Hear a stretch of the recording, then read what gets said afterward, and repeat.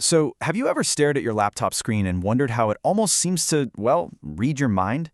As fellow students, we hear these massive buzzwords like AI and machine learning getting tossed around in literally every lecture and study group, but what is the actual magic going on behind the screen? Well, let's demystify it together in today's Explainer. Let's kick things off by just looking at the AI we use every single day. I mean, how does ChatGPT actually draft that history essay outline for you? Or how does Netflix know the exact show you're going to want to binge right after finals? Think about it. Unlocking your phone with Face ID, grabbing late-night snacks on Blinkit, or fixing buggy code with GitHub Copilot. We feed the machine a prompt and boom, a finished product pops out. But that middle part, it's kind of a total mystery. It's basically a black box. So let's open it up. To really wrap our heads around this, I want you to think of AI as a set of Russian nesting dolls. This outermost doll, artificial intelligence, is basically just the overarching concept of teaching a machine to do human things. We're talking about technology that lets computers perform tasks that usually require a human brain. Like, think of a traffic camera automatically reading a license plate to issue a ticket, or Siri understanding your spoken commands. That's the big picture right there. Now, if we pop open that outer AI shell, we find the real engine driving the modern world, machine learning, or ML. See, instead of a programmer sitting down and painstakingly typing out a rigid, if this, then that rule for every single scenario, machine learning algorithms learn directly from data. And because we've generated just an insane amount of internet data over the last 20 years, ML has absolutely exploded. The machine is fed data and literally figures out the rules all on its own. To see exactly how it finds these rules, let's look at a classic example, a bank approving loans. It really comes down to two core steps. First, we have training. The system analyzes thousands of past applicants, looking at credit scores, salaries, all that stuff, to find patterns of who actually pays them back. Then comes step two, inference. When you apply for a new loan tomorrow, the system uses that newly learned logic to predict if your application should be approved. It meticulously trains on the past to infer the future. Okay, here is a quick cheat sheet for your next tech debate.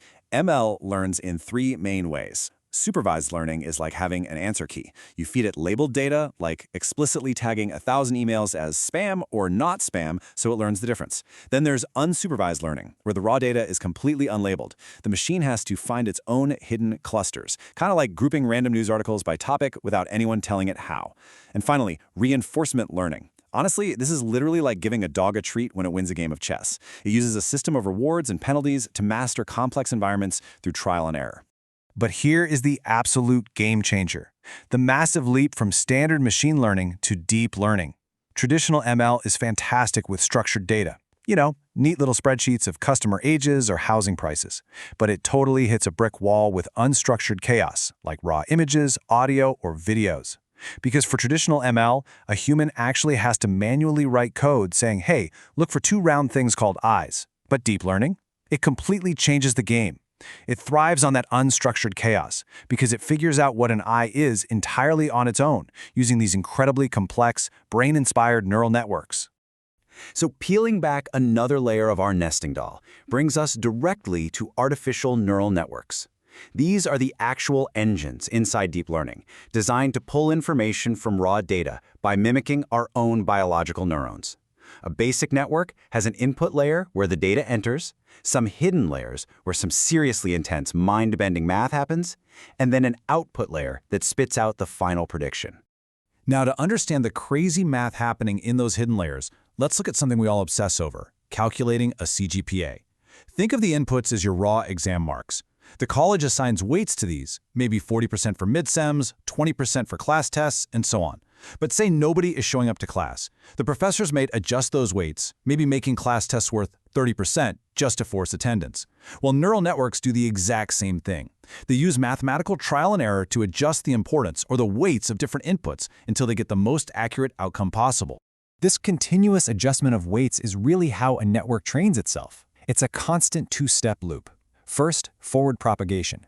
The network moves forward through its layers to make a guess based on its current weights. Usually, that first guess is totally wrong, so it calculates the exact mathematical difference between its bad guess and the right answer, which developers call the loss. Then comes backward propagation.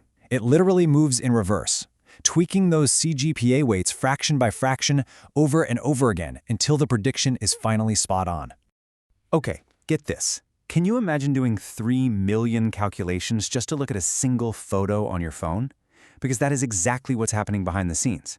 If you feed just one standard 1000 by 1000 pixel colored image into a basic network, a single neuron in the hidden layer has to perform 3 million computations just to process the red, green, and blue pixels.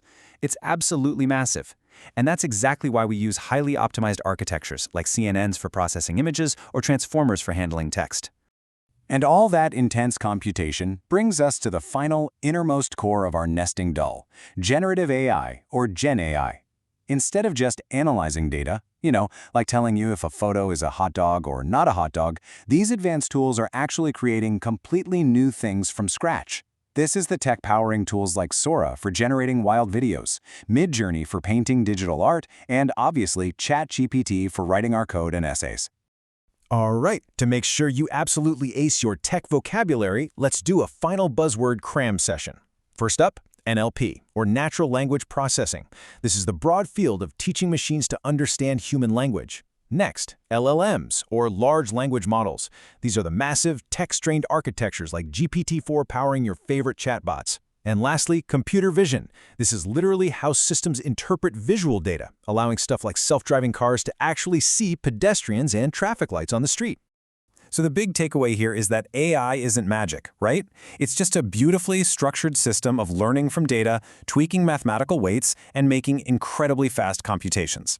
Now that you know the hidden mechanics of the nesting dolls, from machine learning all the way down to generative AI, how are you going to use this cheat code in your own life and studies? Seriously, the next time you use ChatGPT to outline an essay tomorrow morning, ask yourself, are you mastering the machine, or is the machine just predicting you? Thanks for hanging out with me for this explainer.